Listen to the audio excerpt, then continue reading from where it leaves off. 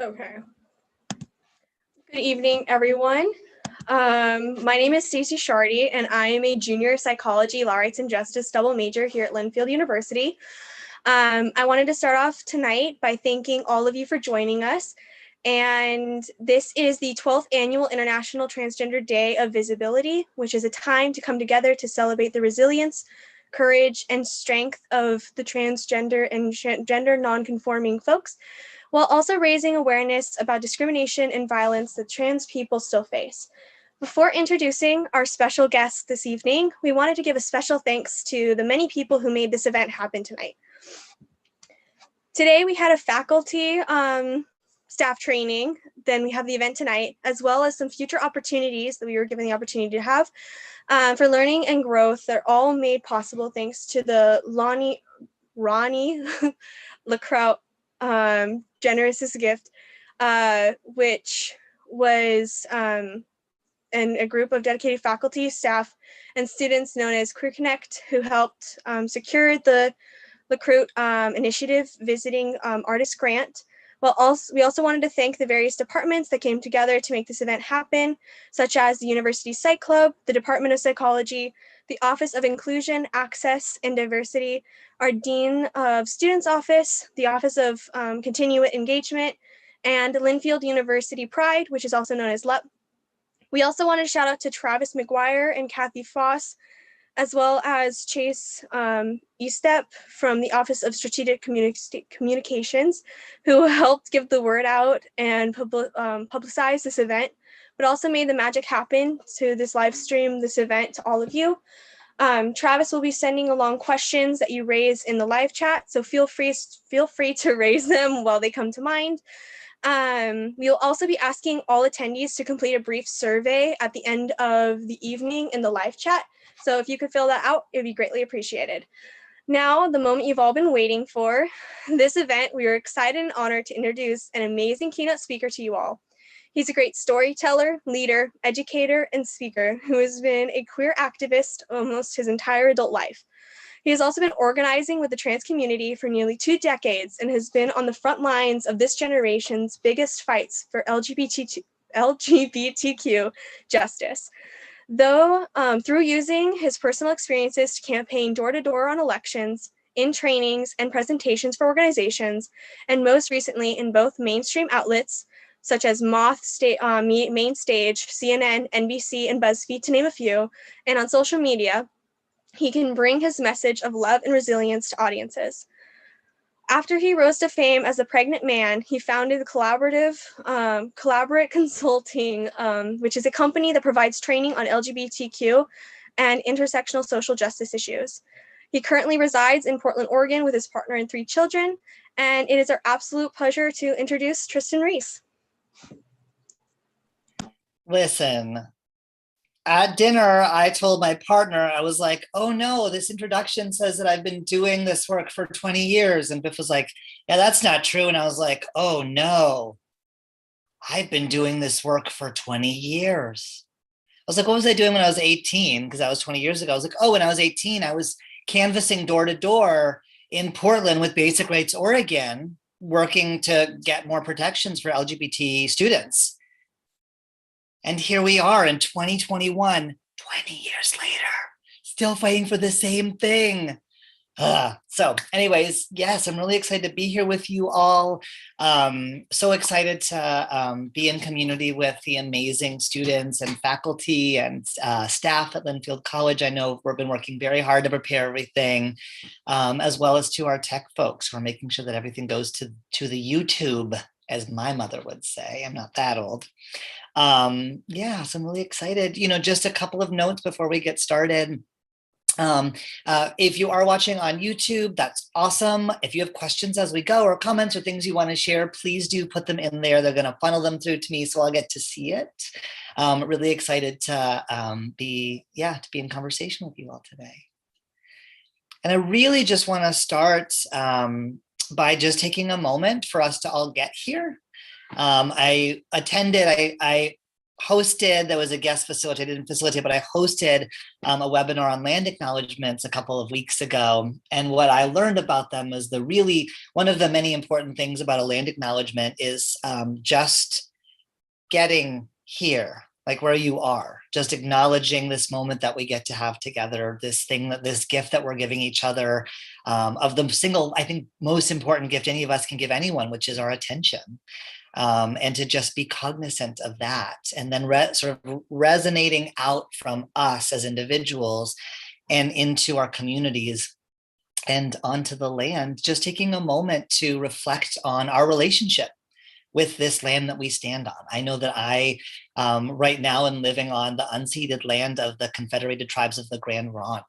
And I really invite you all to, yes, learn more about the first people who stewarded the land that you live on, and also to really reflect on your relationship to the land. Because I think that's the next thing that we can do above and beyond honoring and recognizing and being in relationship with the first peoples, is also to be in relationship directly ourselves with this incredible planet that we have the honor of sharing. And so I just really invite you, don't put in the chat, this is like not a performance or a quiz, just to reflect on your own of how are you connecting to the land this week. It was 70 degrees in Portland today, so I was in my garden getting my hands dirty in the soil, and that felt very good. And to reflect on how you are honoring the Indigenous people who tended this land before you. And this storytelling event is not about land acknowledgement, so I'm not going to get on any kind of soapbox, but I do encourage you to just do a little bit of that work, and to start to repair some of the giant damage that's been done between us and the land, between non-native and native people, and more. Yeah. Well, thank you all for being here with us, and welcome to this work. It's Trans Day of Visibility. Trans Day of Visibility was created in direct complement to Trans Day of Remembrance, which is a day of mourning and grief in November. This happens quite a bit in the trans community, that there's like, okay, well, we definitely need to honor the horrible ways that people have lost their lives and all the trouble and transphobia in the world. But like, we have to not just do that. Like, let's also celebrate trans folks while they're here. And so that's why the day was created. And I'm really excited to share my story with you today, as well as try to sneak in just like a little bit of trans education. Hopefully it will be painless and you won't even notice. But if you're hoping for more than just like some random dude talking about his life, I will try to put those things in as well. So yeah, I think I'm actually going to start with a poem and end with a poem today. I support this really brilliant trans artist of color on Instagram. I'm like part of their Patreon, and then they sent me something yesterday, and the poem really, really, really hit me, but like too hard. So I'm not sure if I'm going to be able to share it, but if I remember and if I feel like I have capacity, that's what we will close this evening. But we'll start with something that is not going to make me cry, but is just really speaks to how I think of allyship and solidarity, which is just one line of a poem by Marge Piercy, and it goes like this.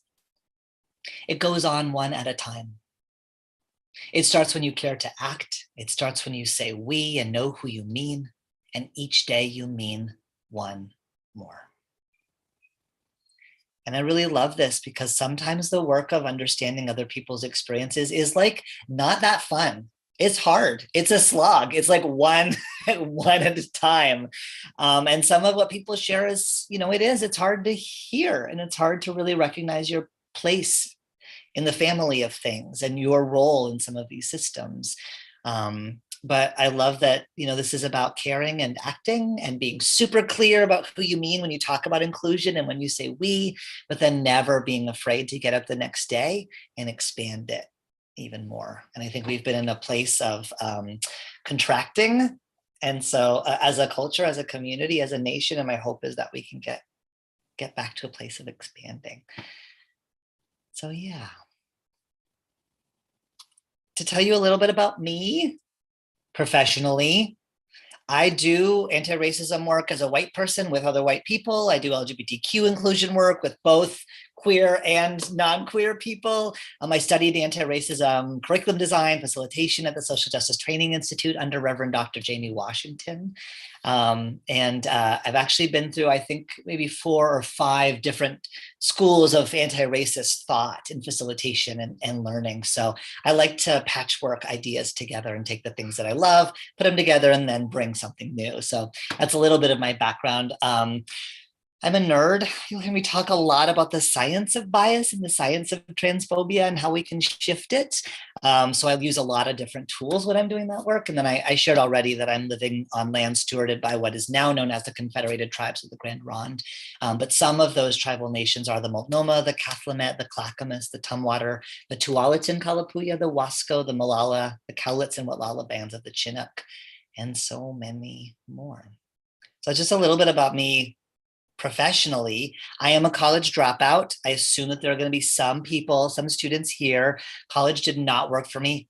High school didn't work for me. I didn't drop out of high school officially. I tested out, but it's only to save me from dropping out. So I tested out of high school when I was 15 and I went straight to college. And then college wasn't for me. I'm not good at sitting still and listening.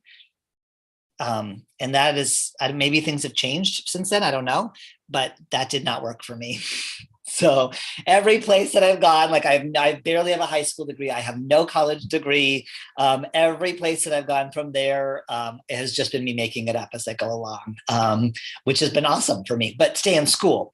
But if you don't, there are some paths still available for you. So yeah, and then I know you're here to hear a little bit about my trans story. So just like the super basics of it is I started my transition in 2002, which is like the dinosaur age of trans rights and medicine and not community building. The trans community has always been there, but it was a long time ago.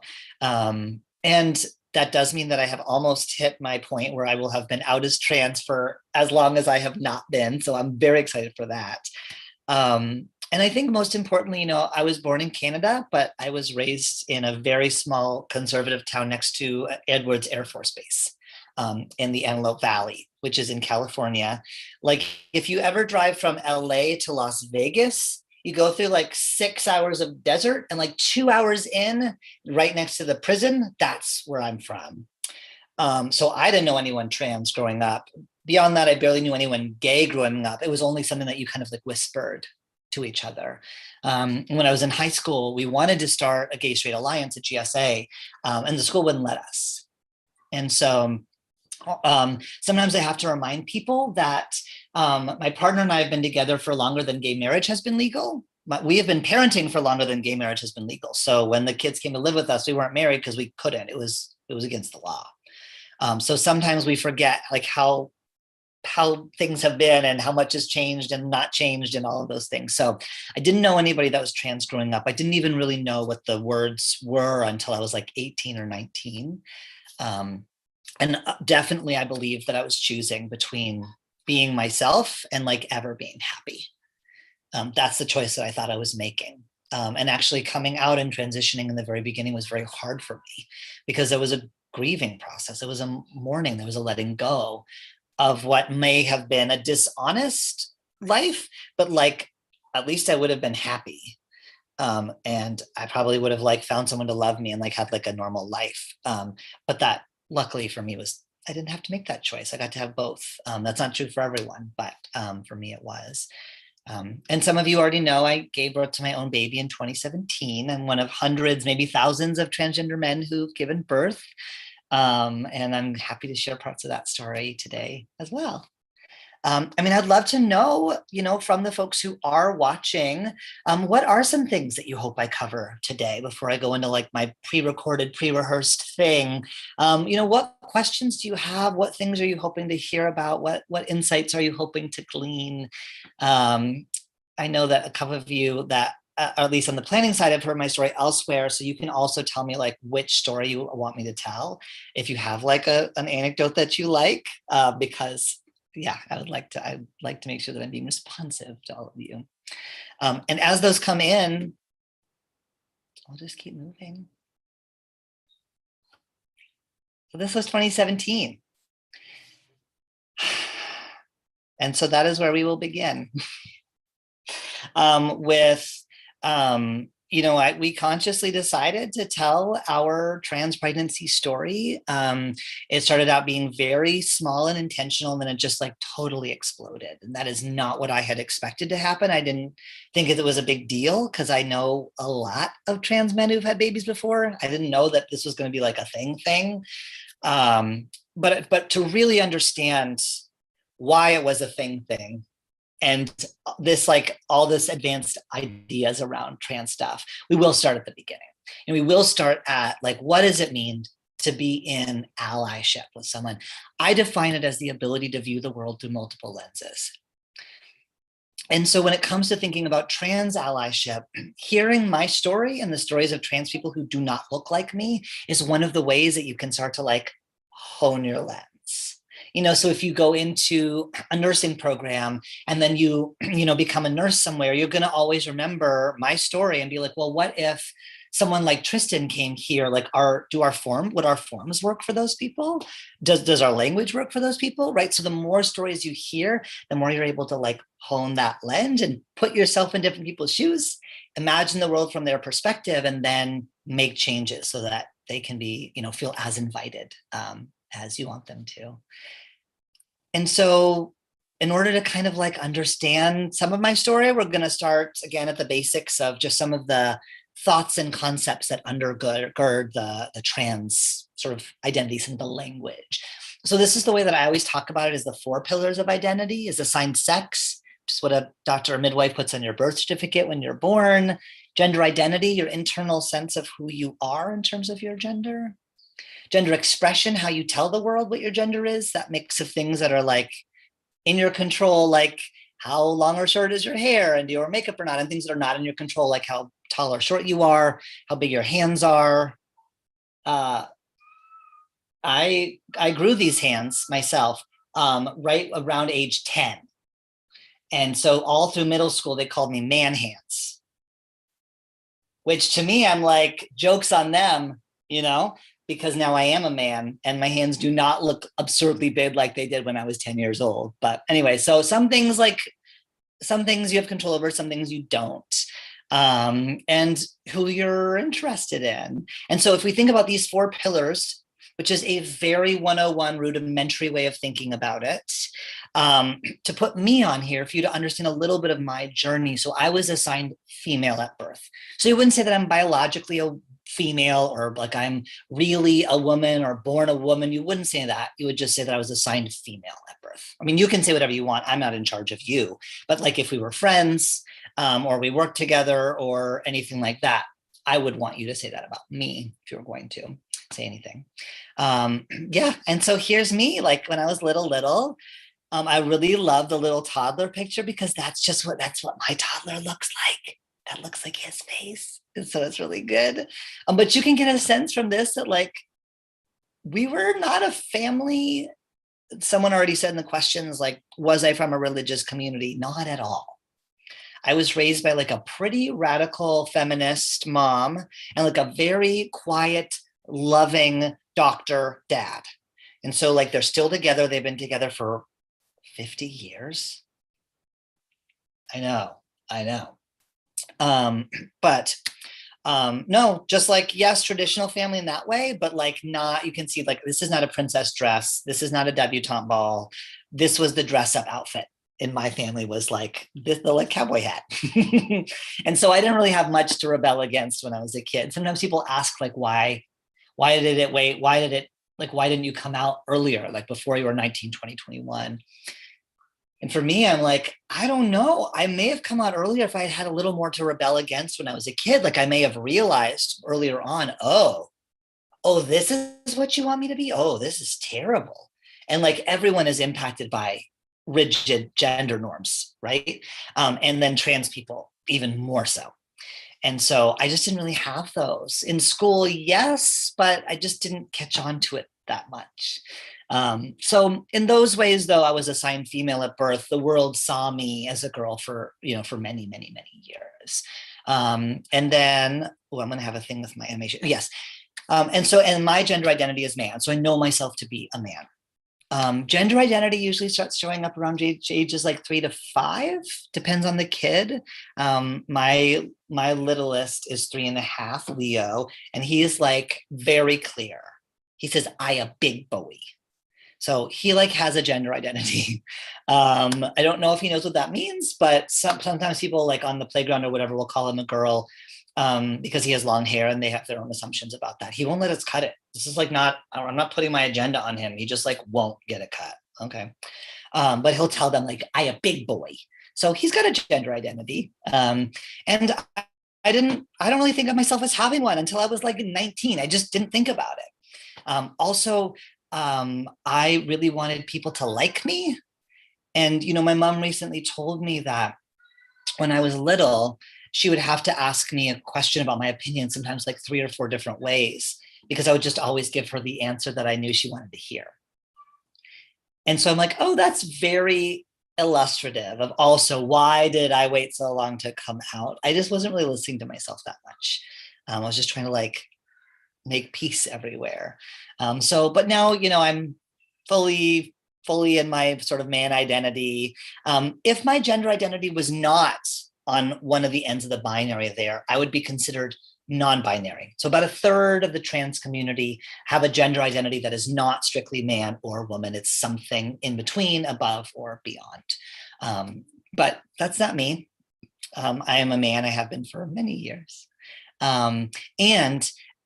Okay, so gender expression, this is where it gets a little more nebulous. Because when I was making this slide, my partner Biff, I put myself in the middle and my partner Biff was like, you're not androgynous. I was like, yes, I am. I like use my hands when I talk. My voice goes like up and down, like I use the full range. I have no problem being like vulnerable and using the whole range of emotions that I have. And Biff was like, none of that is gender expression. Like you wear button-up shirts, you have short hair, you do not wear makeup. Like you're on the more masculine side. It's like, oh, such a good reminder of how nebulous gender expression is and how subjective it is. Like what we think we're putting out there and what other people are receiving, totally different things. So you can also see that gender identity is different than gender expression. So like, even if I was feminine and I was a man, like I'm still a man, I'm just feminine, or vice versa. If I was a woman and I was masculine, okay, I'm not a woman and I'm barely masculine. Apparently Biff thinks that I am. So this is where I am. And I really started to show this kind of gender identity towards the end of my adolescence. So this is me at like 17, 18, I think. It's like it's a selfie from the old days. In fact, I had to put the camera, because you didn't have cell phones, nor did you have cell phones that could take pictures. So I had to put the camera on my car and then set the timer and then run over and then like take the picture. But you can see like, yes, my hair is getting shorter. And so that's when my gender identity started to shift, is around those years.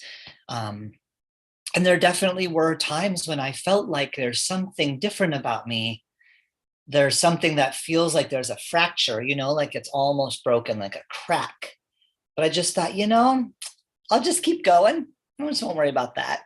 And it was just a long time before it really slowed down and looked inward and thought, oh no, I got to worry about this. Like at some point I do. So yeah. And then I am exclusively attracted to men. I've only been in relationships with men. And so I would call myself a gay transgender man.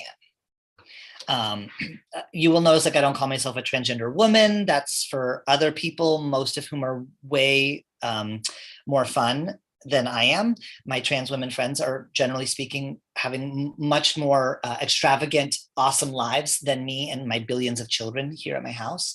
And I'm not a transgender female.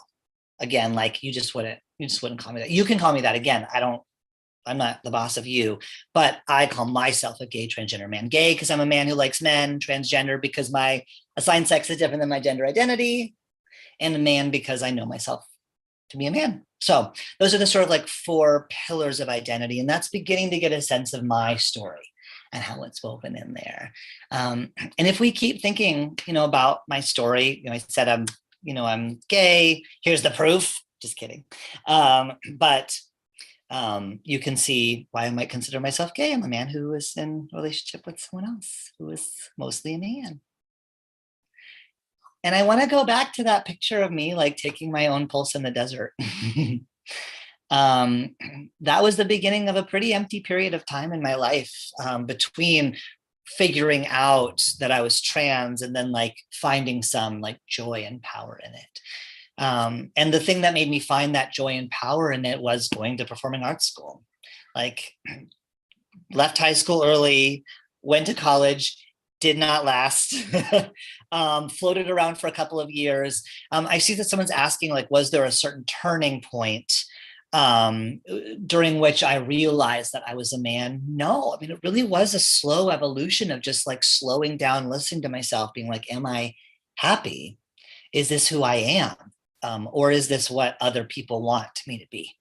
And when I was able to actually slow down and look inward, it was just super clear, like a bell, you know? Oh, I'm not broken. I'm just trans.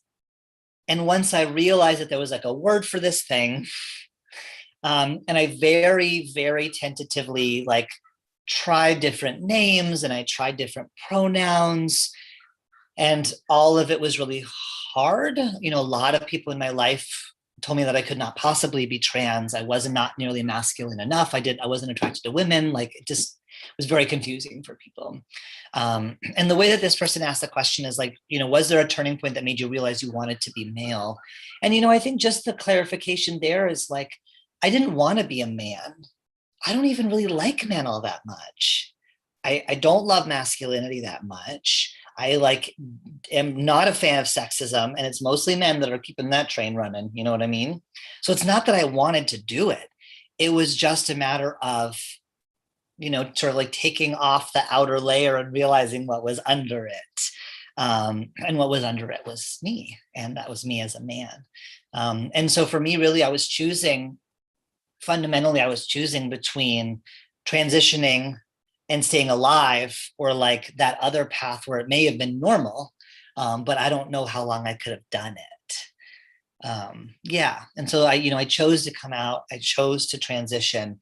I didn't choose to be a man because I definitely would not have done that. No offense to men. I don't want to be like a man hater, but it's not great on this side. Have you ever been in a men's room? It's gross. But my relationship with masculinity, my relationship with men, and my relationship to myself really shifted when I went to performing arts school. I had delayed transitioning because I was worried about my singing voice. And I see there is a question about transition, testosterone and pregnancy. And so we'll talk about that, I promise. But I thought, well, if I go to performing arts school, then I can transition in school and I can have people help me with my voice. And I had a really amazing time. Like, that was still two of the best years of my whole life, surrounded by this really amazing community of people. I was in a tiny school, tiny program. There was 30 people in my class. 15 were girls, 15 were boys. And the 15 boys that I was in class with, 14 other than me, they were just really lovely. They were just great. They taught me how to shave. They taught me how to work out. They were just great, and they just called me brother, and that was it.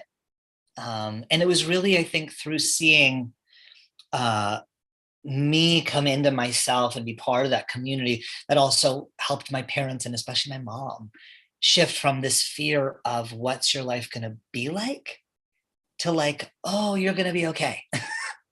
And they came to visit me and actually this terrible picture of me on the right there in a tuxedo. We were in the musical Annie in my school, and so mom came down, and I was in like men's chorus. I didn't play like any fancy role or anything.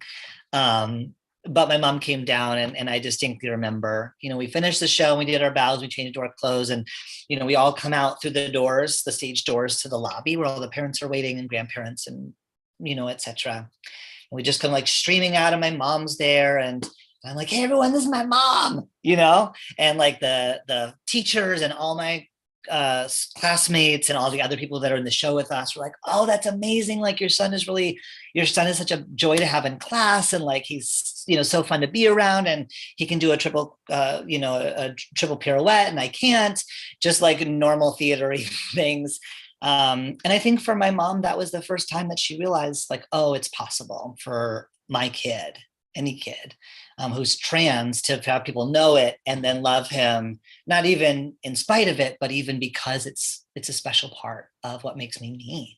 And that was really when things shifted for her, and when they shifted for me as well. And I started feeling a little bit more comfortable, a little bit more confident in who I was. And then like I graduated performing arts school. I knew so much about Shakespeare. I could do a triple pirouette. And I was convinced that I was going to do theater for social change.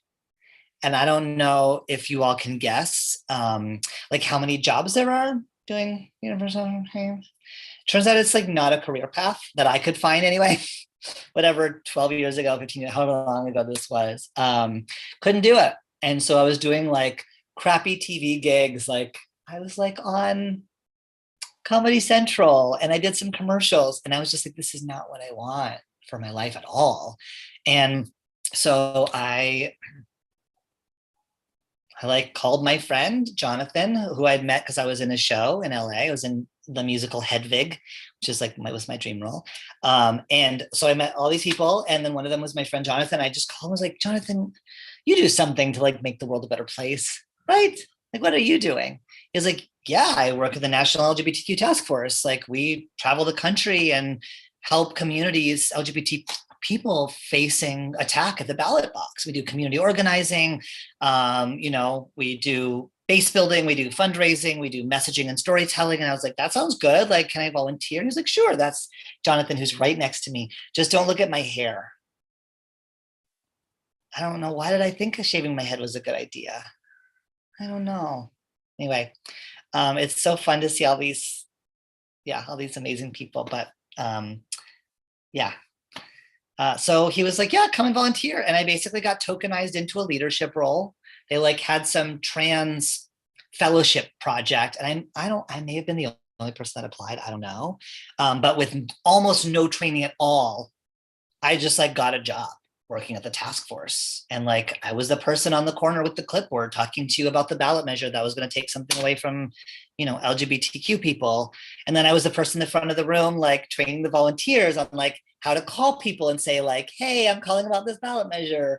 And then I was in like the front of the room in the giant, like the big fundraising event, like telling the story and asking people to give money, and just sort of slowly over the course of 7.5 years, ended up learning all about all of this stuff.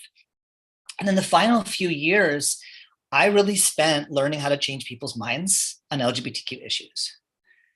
Because, we rode that wave of Harvey Milk for a long time. His thing was like, come out wherever you are. Like, that was the thing. And people did it when they felt safe, when they felt able. And we saw huge changes, from the 70s, 80s, 90s, legally, politically, culturally, just people standing up and saying, hey, by the way, like, I'm gay, did you know? Like, I'm trans, all the things. That helped, that pushed us forward. But it turns out that homophobia is really smart. And like, as quickly as we can evolve the work that we're doing, homophobia just like catches right up. Transphobia is the same way. Racism is the same way. Like, as fast as we can understand it, it evolves like right behind us. And so this idea that if we just came out, that somehow people would understand what we needed and have empathy and sympathy for us and want to be in solidarity with us, and then want to change the culture so that we could have better lives. Nope, just stopped happening. And so it became really clear around 2008. I was in California for the Proposition 8 campaign.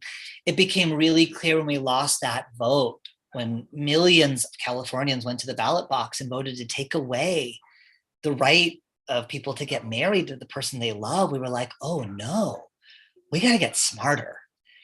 And at the task force, we really dug into the neuroscience of homophobia and transphobia and bias. Like, why are our brains doing this to us? Like, where does it come from? What are people afraid of? And then most importantly, how do we get them to change, to loosen their grip on what has been and be more open to what could be? And so really, like 2008 into the following years, I was part of a pretty elite team of people who got extensive advanced training on how to talk to people about ourselves, our community, how to find the intersections with them and move them forward. And in doing that, it is a very complicated science. It's now called deep canvassing. At the time, we just called it long form persuasion. They both sound dumb to me. I'm like, isn't there something better? But to like dumb it down to a really, really, really simple, to give you an idea of what those conversations were like, there's really only a few things that people will say. When you show up on their doorstep and you're like, hey, here to talk to you about the gay marriage thing. Do you know how you're going to vote? And if they say, yeah, I don't think gay people should get married, they're really sort of like, it's either it's against my religion, it's against tradition, or some version of it's icky. Just like icky. I don't know, like sometimes they're like, it's unnatural or whatever. Or I don't want to think about what you do in bed. And I'm like, samesies. I also do not want to think about what you do in bed. That's not what I said though, because that would not have been effective. But those are the sort of like three common issues that people would share. And the reality is that none of those are real. I mean, they feel real to that person, but none of them are true. Like there's way deeper level stuff happening than, oh, it's against my religion. Because people do things against their religion literally all the time. You can't say that it's not traditional, because we can all think of really horrific things in the American tradition that we no longer do and are pretty sure we never should have done. And again, the thing about things being icky, don't think about it then. I don't know what to tell you. I'm not trying to make you think about it. So it's not that, right? What's true is some fundamental fears about the world changing and you no longer being relevant. And so the way that these conversations would go is, I really would always start, even if they said like, oh yeah, I don't think gay people should get married, to always just like ask more questions. Just more questions, really be in deep, open, authentic, honest curiosity. Not like a passive aggressive, like, well, why do you think that? But truly help me understand how you came to that conclusion. Are you married? What does marriage mean to you?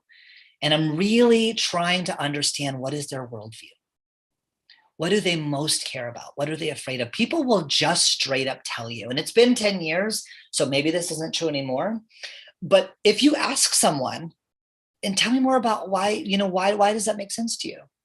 And what do you think you might lose if someone like me were to get married? Because I mean, what I'm hearing from you is you wanted to get married because you wanted to have a family. You wanted to be happy. You wanted to pass something down. I want those things too.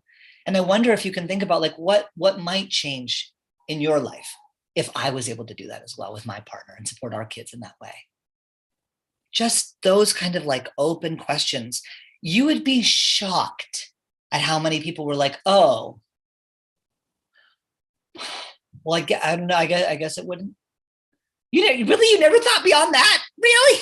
But they don't. Right? People don't. We're in our little bubbles. We know now so much about the echo chambers, more than we even knew then. We're surrounded by people who are like us. So I'm just listening and I'm plotting. Not like plotting, but plotting like on a chart, like a Venn diagram. That's usually how I think about it. So like there's this dude, it's usually a dude, just demographically speaking, who and like his worldview, what he cares about, how he sees things. And there's me. And what I'm doing is I'm looking for the overlap. There's overlap with everyone. All of us have overlap. As far away from other people as you think you are, you're not that far. There's something here. And then that's where I live. Right in that common ground. What are the things that we both care about, that we both want for ourselves, for our families, for our communities? And then I learned how to just share my story, like using really accessible language through their framework. If they say they care about family, that's what I'm going to talk about. If they say they care about community, that's what I'm going to talk about. If they say they care about tradition, I can talk about that too. Largely speaking, I have a pretty traditional family. And so then that's what I would do, and not use language that is going to put them, if they're already in a state of fear. You can't then throw a bunch of stuff at them. I'm not going to talk about cis heteronormativity. No one knows what that means. Literally no one. I mean, you and your 12 friends, okay. Anyone outside that bubble that you hope is going to change, they don't know what that means. People don't even know what transgender means. And so it's like really breaking it down for people. And this is exactly what I did when I told my trans pregnancy story publicly. I did so much research on the different worldviews of the different pockets of our culture that I wanted to hit, figured out like, who are these folks? What do they care about? Then how can I reach them? Okay, this media outlet, and here's the message I'm going to use here. Okay, this media outlet, here's the message I'm going to use here. And using demographic data and a lot of research and a lot of my very smart friends figuring out how can we have the biggest impact with this story, biggest positive impact with this story by being as strategic as possible. And I learned how to do that by talking to hundreds of homophobes, maybe thousands, and hearing their stories and connecting with them and being open and curious. And I love that work. I love a puzzle, and it's like looking for the light, like in a, like if you're in a forest, and you're like, oh no, I'm lost. There's no clearing, there's no path, there's no break in the trees, but somewhere there's a light. And if you follow the light, that's going to take you out. And so that's what it was. It's just like the problem. I loved it. It was also very hard. It's really hard to have people tell you to your face, yeah, I don't think you should be able to get married. Like, that's something else. Like, let us have marriage. You have something else. It's hard, and I developed some resilience around it. Not as much as I would have hoped. Still pretty tender.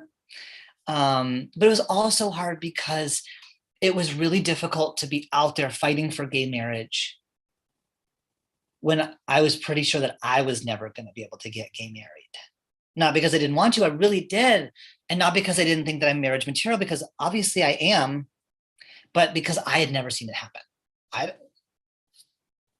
I didn't know any trans people who were married in healthy, functional, like #adulting situations. No, all the trans people that I knew were like struggling pretty hard. And so I pretty much figured that was where I was headed as well. So yeah, I was pretty convinced it was gonna be just me. You all know already, it's like the spoiler alert. You all know, like, I should not have spent so much time like boo-hooing about that, because 1 year after we lost the election, the 2008 election in California, I met Biff, who obviously I would go on to like marry and make baby with, raise babies with. Yeah, I mean, a lot of you already know this part of the story. It's just like I met the most perfect person. Look at his face. This is so cute. 11 years. Next month we will have been together for 11 in like 2 weeks. Oh my God. How did I get someone to put up with me for that long? I said that to Biff last night, and Biff was like, how did I get someone to put up with me for that long? And I was like, I don't know. But it was just like, not to be like super stereotypical, but it was just like the clouds parted, the angels sang. And I was like, oh, thank God you're here. What took you so long? Yeah, and it was really, really lovely to just connect with someone and not to feel like I had to be any better or different or anything. I just had to show up and like be me. And that was enough. And that was really good. It also made me realize how much stupid things I had put up with from other people for a very long time. It turns out when you're in this place and you think that no one's ever going to love you, it turns out you do a lot of stupid things. And that's, someone's asking about like thinking about this, the record number of the anti-trans bills. For me, the thing that is most heartbreaking is that the message that sends to trans people is that you are not worth loving. And we do stupid shit when we think we're not worth loving. We do. I did. I won't say we, I'll just say myself. And it really wasn't until I had something else that I was like, oh, why did I let people treat me that way for so long? But of course I did. Of course I did. I live in a world that's trying to make it illegal for me to like see the doctor and transition and all the things.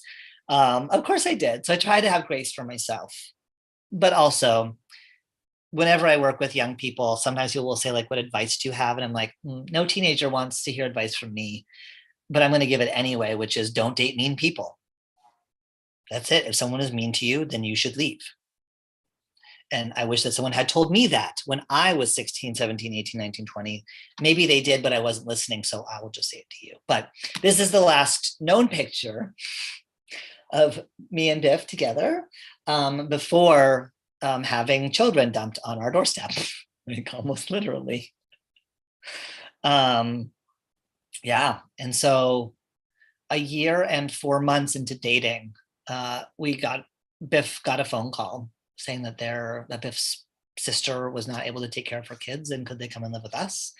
And so we became parents overnight to a 1-year-old and a 3-year-old. Just so good. So good. Even the tech guy was like, oh yeah, when you have your first kid, you're just like so careful that, something's going to happen to them. I was like, oh, I wish that I had had a first kid that I could have been so careful about, but no, 0 to 2 like that. And the situation that they were coming from was not great. And so not only were they toddlers, but they were also toddlers who had survived through a lot of stuff, and who had been impacted by a lot of stuff. And we were 100% not prepared to deal with it. And I thought that we were, and it was just way harder than I thought that it was going to be. I was like a really good uncle, you know what I mean? And I was like, this is just like being a full-time uncle. How hard can it be? Spoiler alert, it was very hard. That's the one other piece of advice. Sometimes they put me on these panels, these like queer parenting panels. And then people are like, what advice do you have for queer people who want to be parents? And I'm like, wait. And then everyone laughs. I'm like, this is not a joke. Wait as long as you can. It is never too late to become a parent. There will always be children who need parents. And you will always be dumber today than you're going to be tomorrow. And then people will say, well, you're never really prepared. I'm like, that is true. But there are sometimes when you are less prepared and sometimes when you are more prepared. And you are likely to be more prepared tomorrow as opposed to today. So again, things I wish I'd known, no regrets, but things I wish I had known. Yeah, and then these damn kids just never left. I'm just kidding. I'm just saying that because Haley can hear me. She's 10 now. No, they, slowly became our full-time forever children. And we, Biff and I got married. It was not legal. It was an illegal wedding. How about that? In Canada, where you could get gay married. Do you remember? Some of you don't. The old people like me do. There was a time when people would go on the news and say, America cannot pass gay marriage. If we do, we will be smoked and America will crack off from Canada and sink into the ocean. At which point I would just think America's had gay marriage for 10 years. I mean, Canada's had gay marriage for 10 years and they're fine. So it's just hard to remember that things have changed. So it was not legal in 2013, but we did it anyway. And then just a couple years later is when our adoption went through and we officially became their forever family, which, was a huge relief. Huge relief. The work of parenting them and also trying to protect our family was just it's a lot. It was a lot. I still don't know if we've really ever fully recovered from that process. It's very scary for queer and trans people to have to go to court and just cross our fingers and hope that judge looked down at us and thought, yeah, that's what a family looks like, knowing that at any time they could be like, I don't know about that. It was really terrifying. It was years and years and years of that. And so when it was done, it's like, oh, thank goodness. And then because I apparently cannot let sleeping dogs lie, I was like, ooh, what if we had a baby? And this is when a lot of my trans friends started having babies. And I was like, oh my goodness, what if we grew our family, not this 0 to 2 kids overnight, them coming with their own complicated, beautiful stuff, having to fight in court and have investigators come to our house. What if we did it a different way and just kind of did it ourselves? And my friends were having babies and they're all so cute. I'm so happy. And so I started thinking, okay, well, maybe. And so I emailed my dad, who's a doctor, an endocrinologist who does trans health in Canada. And I said, so trans pregnancy, what do we know? Because I had known for at this point, 21 years, trans men have been having babies. So this is not new. It's not special. It's not unique. It's not different. This is my friend Matthew, and he gave birth to his son Blake in 2000, 21 years ago, 11 years before any other trans pregnancy story was told publicly.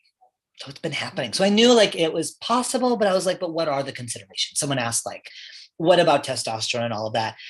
You have to go off of testosterone if you want to get pregnant, both because testosterone usually does stop ovulation, not all the time, but most of the time, especially if you are taking it the way you're supposed to be, the way it's prescribed.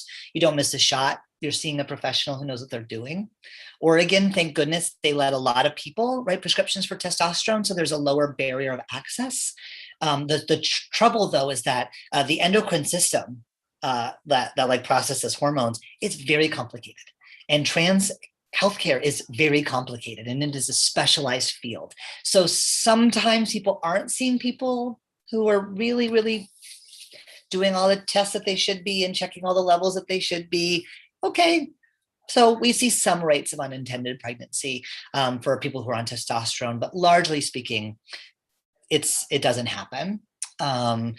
So you have to go off testosterone if you want to conceive and carry, and you especially have to go off of it because testosterone is not good for a developing fetus. And that was some of the backlash that I got online, was people were like, you know, saying that like, oh, it was going to harm the baby. And I was like, these morons, they didn't even read the article, you know, because I made those journalists say I wasn't on testosterone. I was under the care of a doctor. Hundreds of people have done this before. Like I did it. Like I told them, but you know, people only read headlines. So I knew it was happening. I reached out to my dad and I was like, hey, trans pregnancy, what's up with that? And he was like, oh, there's actually a bunch of studies. I'll send them to you. So I poured through all the studies because I'm a nerd.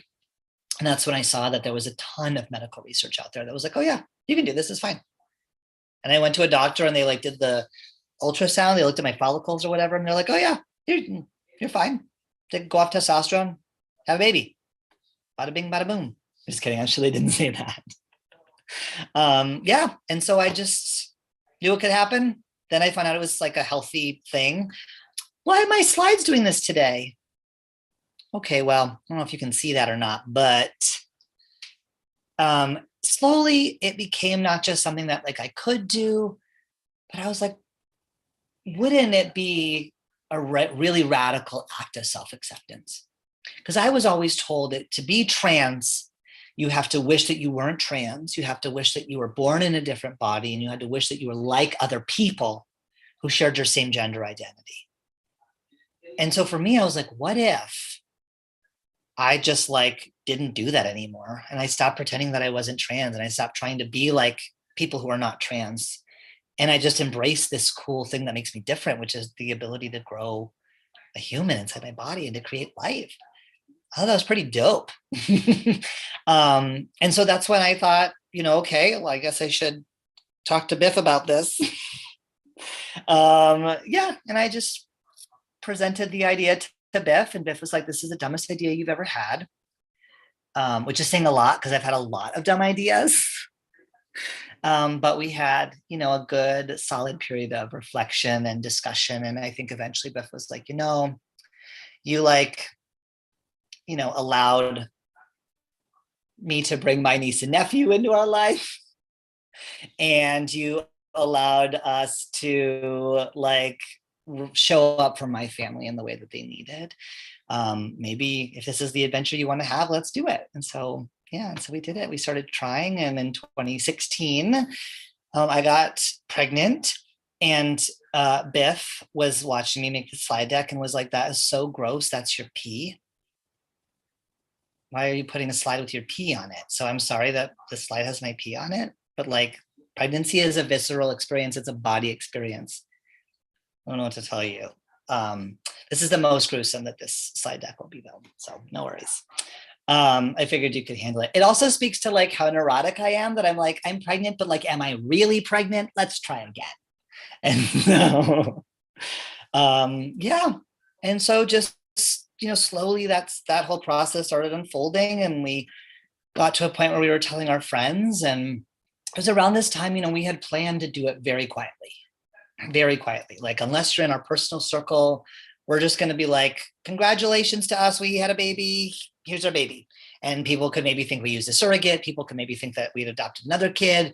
Wasn't their business, didn't matter. But around this period of time, I mean, number one, we thought that we were on the brink of our first female president. It was a different time, 2016.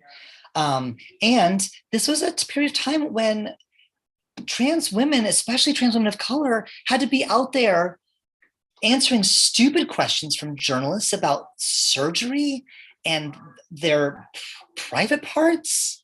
It's weird to say private parts to not a child, but do you know what I mean? You know, they're out there like doing all this work, doing all this heavy lifting of shifting culture and doing education and telling stories. And that was by design, right? So in the trans community, it was like we all knew if a trans guy gets a microphone, we hand it off to a trans woman, period. They're the ones that are most impacted by transphobia. They're the ones who have to deal with sexism on top of transphobia. And for many of them, on top of racism. No, they need the mic. But 5 years ago, there was a slight shift. It was like, oh, great, we've got Laverne Cox like out there like doing the most, literally all the time.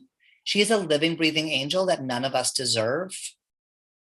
Janet Mock, like they're just these incredible trans women now that have microphones so big, could always be bigger. But they're doing amazing work. And now it just felt crappy. I'm like, oh no, I thought I was doing the right thing by being like, you guys got this, have my spotlight. But then it was like, oh no, this is terrible. They're doing all the work. And I'm in Portland. I'm like a gay, white, trans guy in one of the most liberal places in the country. Like, why am I letting them do all of this and take all the heat? And so I just sat down with Biff and I was like, I think we have to tell our story. Like, I think it's time, I think it's time for a different kind of trans story. I think it's time for us to do some more of the work, and it's gonna suck. But we have to do it. We have to take some of the shots so that other people don't have to. And also we knew like we are a very palatable couple. We're not all that challenging, other than the fact that I'm trans and I gave birth to a baby. Other than that, I know that like people are like, oh yeah, Trystan reminds me of, what's his name, Devin? We did theater in high school together. Like, I know there's a thing about me. And so again, we knew we could get into people's homes because we feel familiar, and then hopefully make a change while we were there. So we went on a podcast and we told our story. And all the data that I had ever been exposed to had said the most movable people on trans issues are straight women aged like 26 to 40 in like liberal regions of the country. It's great. So when this podcast, which was produced by WNYC, this parenting, like a mom's podcast, basically, asked if we wanted to tell our story with them. I was like, yes, this is our target audience. This is who can be moved by our story, right? So I figured a couple hundred people would see it, and then like my mom could send it to her friends and then wouldn't have to explain how it is that her son is having a baby. But then Cosmo magazine picked it up, and then they told the story on their Facebook page the next day. And then I don't know if you all can see, but like this says that there's 1.1 million views. And I was like, oh no, this is like a little bigger than like my mom and her friends and this like mommy podcast. Oh no. And then also because I've done all this work on messaging, I knew like, you can't put you can't put a miscarriage in the headline.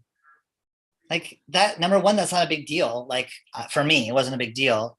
Like I had like a 6-week pregnancy. I only knew for 2 weeks and it was done. Just like 1 in 3 or 1 in 4 known pregnancies ends in miscarriage. It was like not a big deal.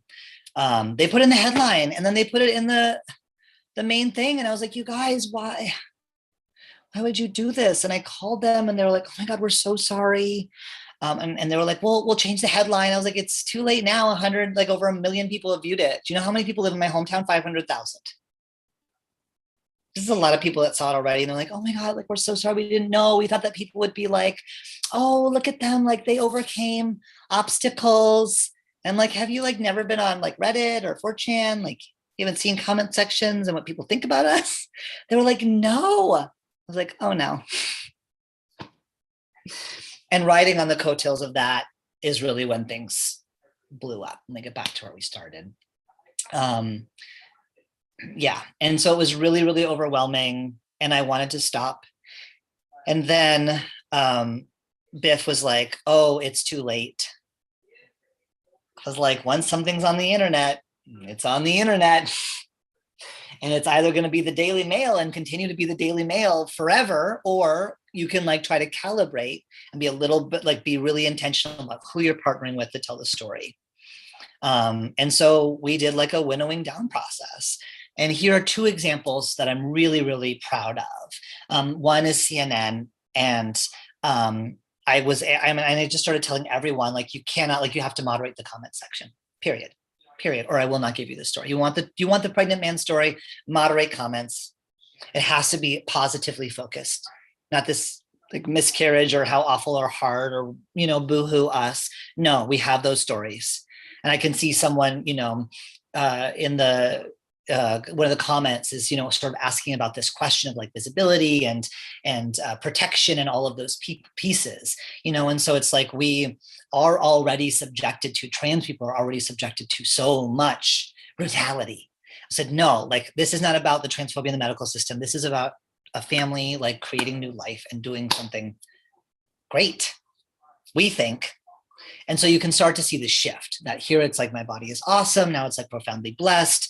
They did all the things that I made them do, you know, based on what I knew were some of the untrue things that were often told about trans people and our bodies and family building and all of that. And, you know, some of the things that I always think about, you know, one of this, the quote, you know, the quote in the comment here is like, especially trans women, like, to be visible or represented begets violence. That's just not true, right? It's not true. It's both all the time, because you need to be more visible, and not visible as in vilified, but visible as in seen and welcomed and embraced and celebrated. Yes, of course, that makes you more of a target, which is what happened to me. But without the visibility, you don't get the strength, you don't get the solidarity, you don't get the allyship, you don't get the political gains. Like, the other option is invisibility, which is not great. It's safety for many people, yes. And, you know, I think this is just part of the culture critique that we're in. You know, we had Trans Day of Mourning, basically Trans Day of Remembrance. And then it was like, well, and let's celebrate lives. And now people are like, oh, let's not celebrate lives because that could make people targets. Sure, totally. But you understand, like, we have to do all the things. You know, we have to protect people. And maybe it'll be like, well, Trans Day of Action is what we created in Portland. Again, to be part of this sort of trifecta of mourning, celebration, and action, making things different and better. But I don't know, without trans visibility, without Trans Day visibility, where would we be in terms of some of the really, really incredible, like, collective care efforts that are happening? If people don't know that we need help, they're not going to show up to help us, you know? So it ends up getting pretty complicated there. So I'm a little bit like eye-rolly about the constant critiques about what people are trying to do to move things forward. Yeah. And it's because I was criticized a lot for like 2 entire years, and still today, for some things that I'm like, oh, that's super legit, and I'll get better about that. And other things which are just about like how gross I am. And that was hard. Yeah, and being in the public eye was weird. And also being pregnant was weird. Just like growing a human inside of your body. Like, who invented that? Like, who thought that's the best way for us to make more people, is like a Russian nesting doll, like inside of another person? It's just like so weird, but also cool, because I like the science. It's just like so weird and cool. But yeah, it's weird. And then I went to the hospital. I'm just keeping an eye on time. And looking at Great. I'm going to talk about some allyship towards the end. Can talk about workplace too, just taking a look here. Okay, this is me and my dad. My dad wanted to be my doula for my birth process. So he came with me. I thought it might be helpful to have like a straight white doctor man nearby, just in case something went wrong. Because I knew that he only cared about like my well-being and the fetus's well-being. So I felt like if something happened, my dad could throw down. Nothing happened, it was fine. So yeah. And people often ask like, how are people in the hospital? Like, how did it go? They were okay. Some were great, some were less than great. When I was going in to have the baby, I called the hospital ahead of time and I asked to talk to the head nurse, and I said, listen, I'm a man and I'm coming in to give birth today. And she was like, okay, so what do you, so what, And I was like, well, I need to put you in charge of making sure that everyone that I interact with is totally clear that it is a man in that room having a baby. So I don't have to deal with the like surprise or shock or whatever. And she was like, okay, yeah, I can do that. And I was like, and I mean like the person who like brings my food or like changes my trash, the like OB, like all the nurses, the lactation, like every person. She's like, yeah, I can do it. I was like, okay. And she did. Like she did. She like whipped everybody into shape and came and introduced herself. And she's like, I'm giving you my favorite midwife. She's the midwife I had when I had my baby. And I was like, great.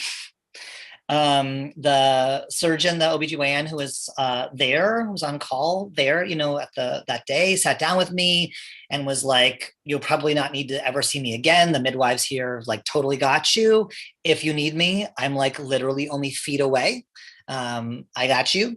And he also asked like, he said, you'll only need me if you end up needing a birth by cesarean. I was like, great, happy to like, however the baby comes out alive, that's what I would like, please. And then me also, I would like to stay alive. And I don't want to be traumatized. And so if I'm in a place where I'm in so much pain that I'm getting traumatized, just cut the baby out. He was like, okay, that's weird, but sure. And he asked, he said, if you do need a cesarean, I can do a vertical incision instead of a horizontal one. Which would you prefer? I was like, I've never heard of this. What do you mean? He's like, well, the horizontal cesarean scar, like right on the sort of the bathing suit line or the underwear line, a lot of people would associate that with a cesarean, which some people might associate with femininity, giving birth, pregnancy, women, whereas many men have a vertical scar from their navel, to their pubic bone if they've had any kind of lower abdominal surgery. And so if it feels better for you and your body, if your dysphoria, your comfort with your body, I can do a vertical scar instead of horizontal. And then, you'll have a different kind of scar for the whole rest of your life. And I was like, oh, this is like some next level allyship. I had never heard this was an option. And he had clearly either done his homework or been in this situation before. And he was just like, the birth outcomes are the same. The healing process is the same. Everything else is the same. It's just about like the shape and location of the scar. And I was like, whoa, that is awesome. And so some of the folks that showed up are really, really great. I didn't need him. I didn't see him again. He was great. I just have that memory. But I was induced and every part of the induction just did exactly what it was supposed to do. I loved giving birth in a hospital. I loved having the monitor so it could show like the fetus's heartbeat, so I could feel like connected to him. Yeah, it was awesome. And yeah, and then like 2 days later, because induction takes a little bit longer sometimes, I had a baby. Look at his little face. I love him so much. I love the big kids as much too. I don't know who's listening. I don't want to make anybody feel left out. Yeah. And, for me, I'm really lucky. I had a really incredible community of support around. Like, we're like, oh my God, I think like 13 people pulled Biff aside to be like, has anyone told you about perinatal mood disorders, postpartum anxiety, postpartum depression? Do you know the signs? And Biff was like, yes, I know the signs. Like, and it's so funny because I talked to communities all over the country, and like I talked to a class of soon-to-be therapists, and it was like 90% women, most of whom were parents. And I just said, like, how many of you had someone talk to you about the signs for perinatal mood disorders? None. I was like, what? So I must just be in like a little cool pocket of people who were like, if Trystan doesn't get out of bed, that could be depression. Don't be ashamed to get help. Tell him to get help. Call me. I'll help. Or it's like, if Tristan's not sleeping because he's too anxious that something could happen to the baby, could be anxiety. Call me. I'll help. There was just like all these people prepping us. And we didn't need any of that because I had like whatever the opposite of postpartum. I had like postpartum elation or something. I just like wanted him to be with me all the time. I just liked his little face. Yeah. And so that's pretty much the story. I went back on testosterone 6 weeks after. I can talk about some of the medical details of that, but unless you're like in med school, you're probably not that excited about it. Yeah, and now everyone's, oh yes, I just wanted to say in some other ways that trans people build their families. This is my Instagram friend, Corey. She's a trans woman who only transitioned very recently, and she and her wife had 2 kids. Corey was actually in the Marines and was stationed overseas and realized overseas that she needed to transition, called her wife and said, I'm actually a transgender woman and I want to transition when I come home and live as a woman. And her wife was like, okay, but I want another baby first. And she was like, okay. And so they had another baby, and then she transitioned, and now they're all together still. So there's just like so many cool, like different ways that people can build families by like transitioning a little bit later, or preserving their, genetic material, by adopting kids, through surrogacy, which is really expensive, like $100,000 expensive. But if you can afford it, that's great. And lots and lots and lots of other ways. This is Kane, who I just know from online. This is my favorite trans pregnancy picture ever. I just love it so much. Yeah. Oh, my slides are doing something weird. Oh, it's okay. And then this is my friend Precious, whose book is coming out 1 week before mine. So June 1st is when her book comes out. And her husband, Miles, and they live in Chicago, and they just had like a really cool fertility journey, and their little one, whose name I don't think is public, so I won't share it, but their little one is genetically related to both of them, and she's a trans woman and he's a trans man. So there's just like so many cool ways that people can build families, and it's just so different than what I ever thought. When I was coming out, I just never imagined a world where like, I could like have all these cool trans people in my life and all their awesome kids. Yeah. And so that's us, like when Mia was just little. And I am legally obligated to tell you that you're supposed to order my book. Otherwise my agent will be very, very mad at me. Okay. So questions. Do you plan on having more children, biologically or adoption? Listen, I didn't plan on having any children, so who knows what's going to happen, but no. Biological, like being pregnant, giving birth is like the coolest thing I will never do again. So happy I did it and like check the box, nailed it. Nope, close for business. But what my parents always taught me was there are always kids. There are always kids who need neighbors, uncles, caring adults, teachers, mentors, coaches, sometimes parents, sometimes not. Like there's never a shortage of really amazing kids who just like need grownups around. So I imagine us continuing to be in that role. And, Biff's family, they've all had like a billion kids. And so we're all, we're like deeply embedded in their lives too. Biff's other siblings. Yeah, not really a billion, that's an overstatement, but yeah, are there any other questions? I tried to cut a little bit short. Anything else? Oh yeah, we didn't really talk about allyship. I mean, the Arkansas thing, I'm friends with a trans woman who's an elected official in Arkansas. And that vote in Arkansas was just brutal. And so I think, it's just so limited how we can really impact what's happening in other states. I think what we can do is to make sure that we're doing work in whatever state where you live so that this kind of thing doesn't trickle out to you.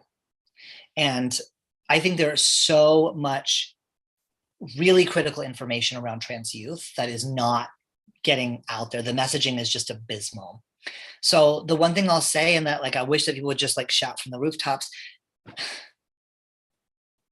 it is actually pretty hard for a trans youth to get access to gender affirming care, because physicians, therapists, parents are all very cautious about empowering a young person to do anything irreversible to their body that they might regret later.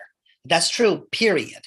But especially for trans kids. So this idea that somehow they're out there like giving sex changes to kindergarten is just not true, you know? And so helping people understand, like wading through what is fact, what is fiction, looking at the sources, who is telling you this, because the reality is that in order for trans youth to get care, their gender identity has to be insistent, consistent, and persistent. So this young person's assertion of their gender has to be insistent. It has to be that pounding drumbeat that goes through all aspects of their life. People be like, well, I thought I was a dinosaur when I was 3. And I'm like, what, really? But like day in and day out, did you insist that you were? Did you go to bed and pray that you'd wake up a pterodactyl the next day? Probably not. And that's what trans youth are doing.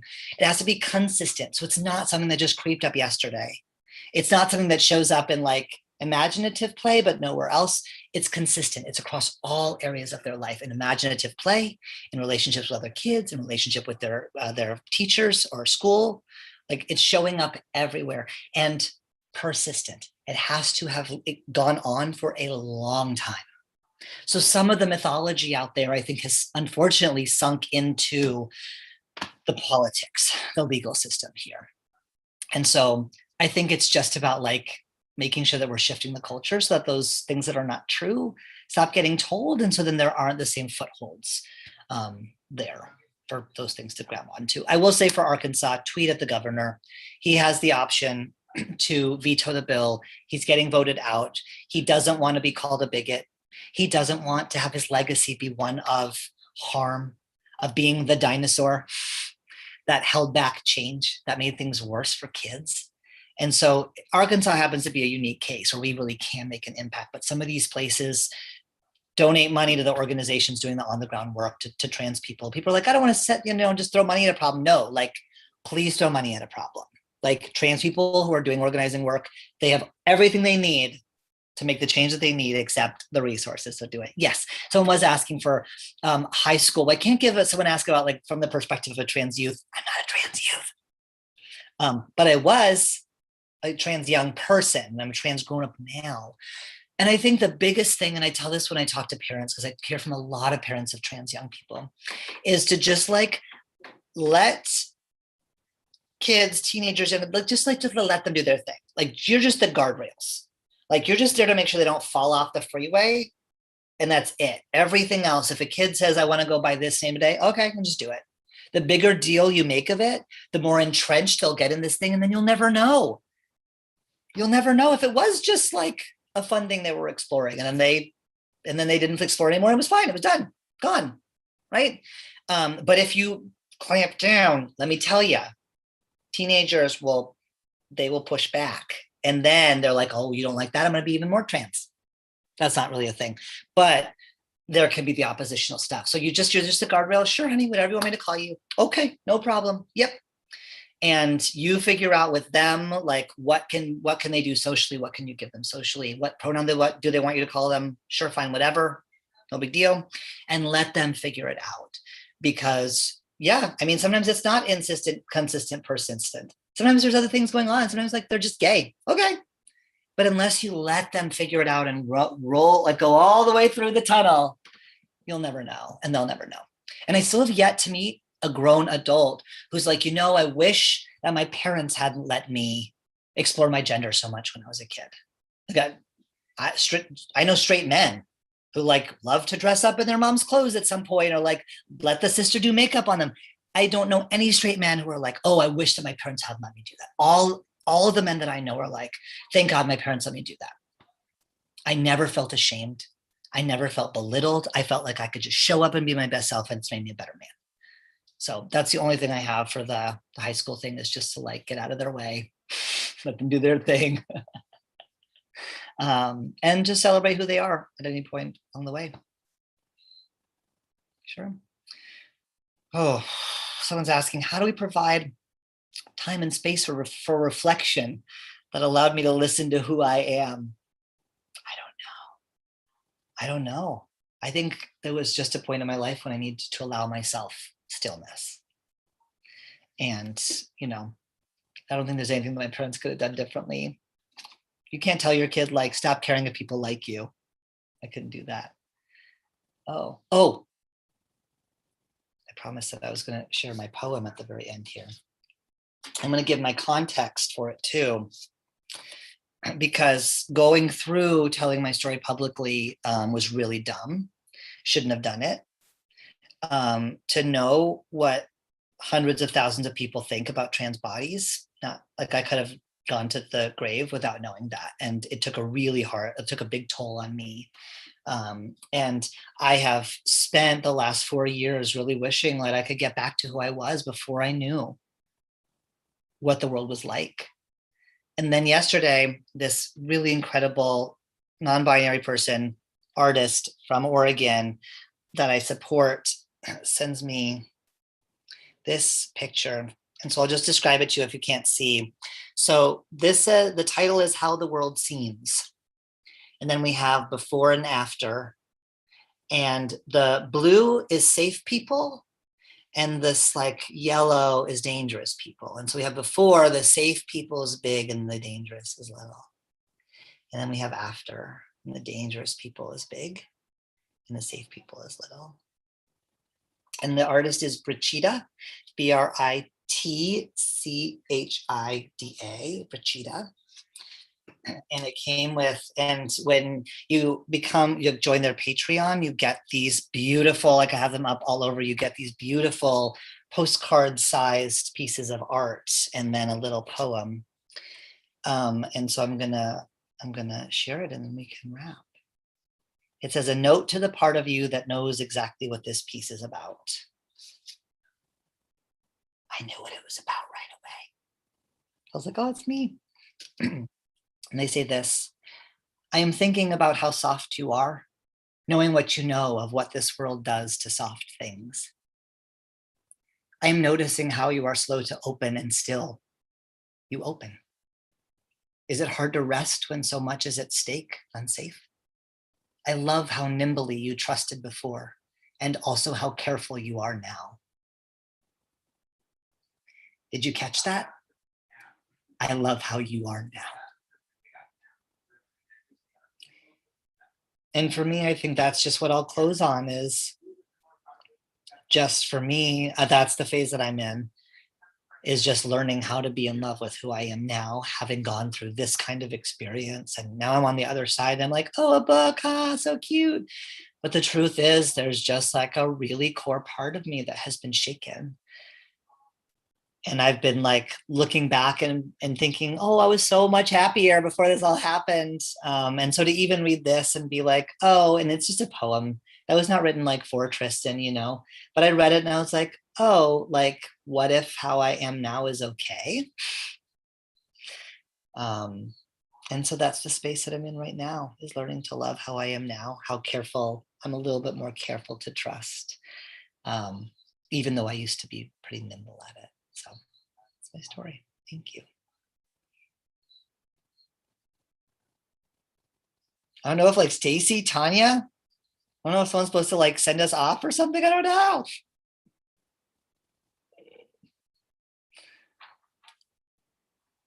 No one knows. Awesome. So good.